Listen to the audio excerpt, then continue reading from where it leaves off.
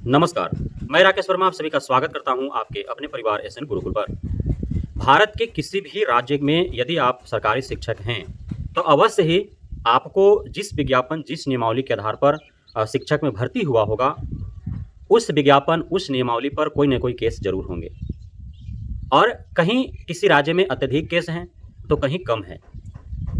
यदि हम बात करें बिहार की, तो बिहार में अभी हाल-फिलहाल में बीपीएससी आयोग के द्वारा 2 चरणों में शिक्षकों की भर्ती हुई, टीआरई 1, टीआरई 2। टीआरई 1, टीआरई 2 जब भर्ती प्रक्रिया चल रही थी, विज्ञापन जारी होने से परिणाम घोषित होने, योगदान करने तक, दोनों की बात कर रहा हूँ।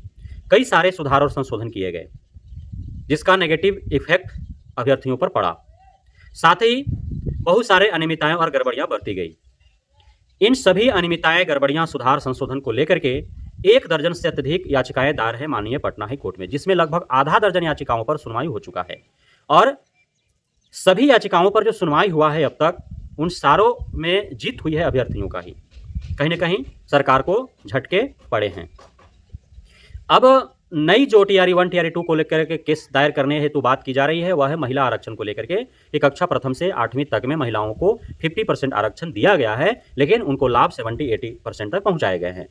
तो इस प्रकार से मेल अभ्यर्थी जो हैं, उनका हक अधिकार को कुचला गया है, उनके अवसर को संकीर्ण किया गया है, जिस वजह से अब इसे लेकर के माननीय हाईकोर्ट का दरवाजा खटखटाने की बात कही जा रही है। और कई प्रकार के आप न्यूज़ सुन रहे होंगे विभिन्न यूट्यूब चैनलों पर, खास करके रोजाना कहीं न कहीं आप देख रहे होंगे, सुन रहे होंगे, टीआरई 1, 2 पर खतरा, टीआरई 1, 2 हो जाएंगे रद्द, टीआरई 2 होने ही वाले हैं रद्द।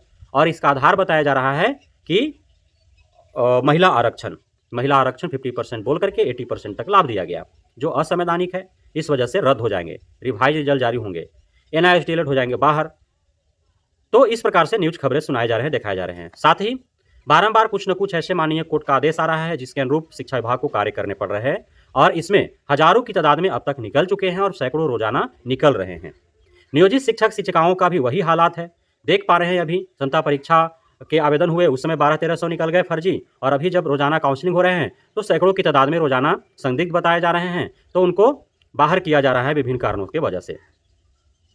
यूपी की बात करें तो यूपी में 69,000 शिक्षक भर्ती, जो 2018 में विज्ञापन जारी हुआ, 19 में परीक्षा हुआ, 20 में परिणाम घोषित करके फर्स्ट मेरिट लिस्ट जारी किया गया, फिर 22 में जो है द्वितीय मेरिट लिस्ट सूची जारी किया गया। इस प्रकार से 3-4 वर्षों तक चलते रहा, और जब से विज्ञापन जारी हुआ है तब से 69,000 शिक्षक भर्ती को लेकर के बवाल मचे हुए हैं। 2024 में माननीय इलाहाबाद हाई कोर्ट के लखनऊ खंडपीठ के 2 जजों के बेंच ने फैसला सुनाया, उसके बाद से पूरा यूपी सदमे में है। उसमें फैसला में कहा गया कि आरक्षण के जो नीति था उसको प्रॉपर फॉलो नहीं किया गया है, इसलिए पुनः रिवाइज रिजल्ट जारी किया जाए और आरक्षण नीति का प्रॉपर वे में फॉलो हो।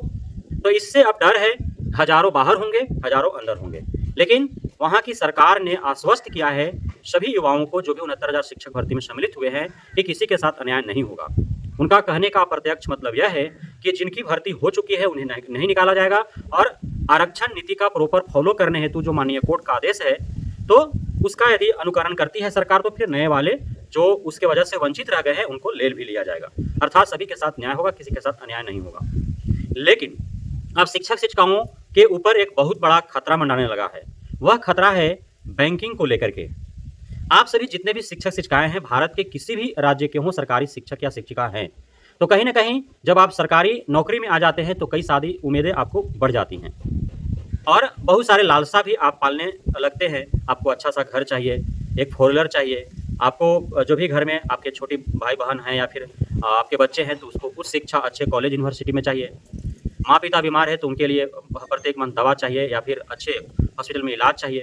जिनका हस्बैंड नौकरी में है उनको पत्नी को वेल मेंटेनेंस चाहिए, है ना, खान पीन अच्छा चाहिए। तो सारे जो है आवश्यकताएं आप पूर्ण करने का लगभग प्रयास करते हैं, और इसमें चूंकि आपका जो वेतन है वो काफ़ी लिमिटेड है, वो सारे आपकी महत्वाकांक्षाएं पूर्ण नहीं हो सकते हैं, आवश्यकताएं सारी आपकी पूर्ण नहीं हो सकती हैं। इस वजह से आप कर्ज में डूब जाते हैं। आप कहीं ना कहीं जैसे ही आपका ज्वाइनिंग होता है, 6 माह 8 माह होते हैं, और जिस बैंक में आपका खाता होता है वहां से 8-10 लाख रुपए आप लोन लेकर के और टाइल मार्बल वाला घर बना लेते हैं।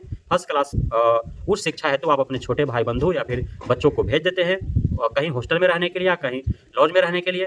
आपके भाई हैं या बहन हैं, उनको अच्छे घर में शादी करने के लिए भी आप अतिरिक्त खर्च उठाते हैं, एवं आप अपनी महत्वाकांक्षाओं को, लालसाओं को पूर्ण करने के लिए भी पहले के अपेक्षा अत्यधिक खर्च करते हैं। तो कहीं ना कहीं कर्ज के बोझ तले दब जाते हैं। अब किसे पता था कि आप जब सेलेक्ट हो गए हैं, जब आप शिक्षक या शिक्षिका बन चुके हैं, तो 4 साल 5 साल के बाद या कुछ वर्षों के बाद, कुछ महीनों के बाद आपको निकलना पड़ेगा। कौन जानता था, किसे पता था? अब बिहार में ही एनआईएस डीएलएड वालों को निकाल दिया जाएगा, तो एनआईएस डीएलएड वालों ने काफ़ी लोगों ने लोन ले रखा है। भर्ती हुआ, 6 महीना हुआ और उसके बाद उन्होंने लोन ले लिया 8 लाख 10 लाख रुपया। कोई अपने हस्बैंड को दे दिया बिजनेस करने के लिए, और कोई घर बनाया, कोई कुछ और किया। इस प्रकार से नियोजित शिक्षक शिक्षिकाएं भी बहुतों ने लोन ले रखा है अपने बेटी के शादी के लिए, बहन के शादी के लिए, घर मकान बनाने के लिए, जगह जमीन लेने के लिए, संपत्ति प्रॉपर्टी खरीदने के लिए। उसी प्रकार से 69,000 शिक्षक भर्ती में बहुतों ने लोन ले रखा है, कोई घर मकान बनाने के लिए, कोई बहन का बेटी का शादी करने के लिए, कोई बच्चों को विद्यालय में पढ़ाने के लिए, उच्च शिक्षा प्रदान करने हेतु, कोई जमीन जायदाद धन प्रॉपर्टी खरीदने के लिए कहीं ना कहीं ले रखा है। तो अब बैंक के द्वारा अल्टीमेटम दिया जा रहा है, और यह जो घटना है, यह एक पत्र जारी किया गया है कोऑपरेटिव बैंक लिमिटेड के द्वारा, यह निकाला गया है।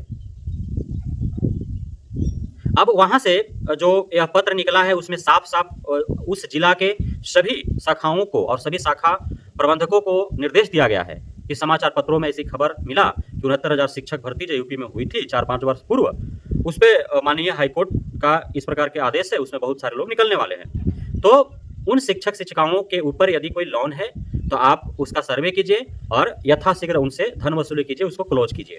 साथ ही जब तक माननीय कोर्ट का जो फैसला है, अब उसमें शिथिलता नहीं आ जाती है, अर्थात जो भी सुधार संशोधन रिवाइज रिजल्ट वगैरह जो भी है, सारे चीज़ नहीं हो जाते हैं, तब तक 69,000 शिक्षक भर्ती में सम्मिलित किसी भी शिक्षक शिक्षिका को लोन न दे।